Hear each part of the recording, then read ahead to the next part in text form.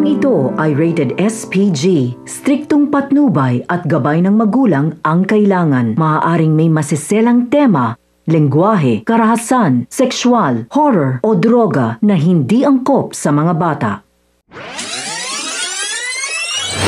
Isang mapagpalang araw, kapamilya. Welcome back. At narito ang pinakamainit na tagpo sa FPJ's Batang Quiapo. Sa pagdating ng bagong karakter na si Ponggay, ay isang palaisipan ito kung magiging kalaban ni Tanggol o kakampi. Nahuli ni Ponggay ang isang lalaki na mabilis na ninakaw ang bangka.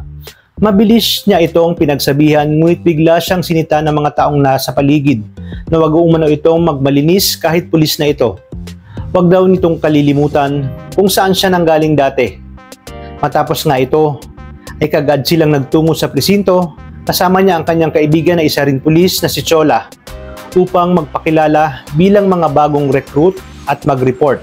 Agad silang hinarap na Hector Victorino at sa mga oras na yon ay kaagad nga silang sasabak sa operasyon dahil gustong subukan ni Hector ang kanilang naging training sa pagkapulis.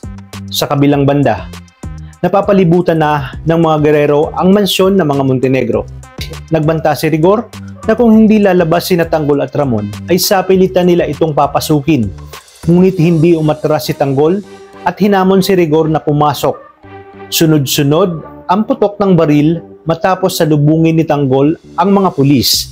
Ipinakita niya ang kanyang husay sa pakikipaglaban at isa-isa niyang pinabagsak ang mga pulis na nakatayo sa labas ng kanilang mansyon. Nagpakawala naman ng granada si Hector papasok sa loob ng mansyon ng mga Montenegro. Nataranta itong si Divina at sinabi niya sa lahat ng naroon na lumikas na umano sila. Ayon sa kanya, hindi nila kaya ang dami at mamamatay sila doon. Na siya namang sinalungat at pinigilan ni Tanggol at sinabi na hindi niya hahayaang mamatay ang kanyang pamilya sa loob. Matapang siyang nakipagsagupaan at patuloy na nakipagbarilan sa mga pulis. Dito na tuluyang nagbago ang pakikitungo ni Divina kay Tanggol dahil matagal na umano siyang naging sunod-sunurang kay Tanggol. At ngayong may hiling siya na tumakas ay malinaw na sa kanya na mas mahalaga umano ang pamilya ni Tanggol kaysa sa kanila. Sa madaling salita ay ginamit lang umano sila ni Tanggol sa lahat ng laban nito. Dito nating makikita ang pag-aklas ni Divina sa grupo at tuluyang kakampis sa mga kalaban, ang mga Montenegro.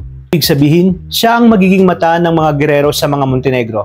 Siya ang isang anay na sisira sa mga Montenegro. Patuloy ang pagpanggap niya na kakampi, ngunit ang totoo, palihim siyang nagtatraidor at magre-report sa mga gerero. Kaya namang kapamilya, pakaabangan natin ang mga susunod na kaganapan dito lang sa bagong yugto ng paborito nating teleserye, ang FPJ's Batang Quiapo. Maraming salamat sa inyong panonood at pagpalain tayong lahat, kapamilya.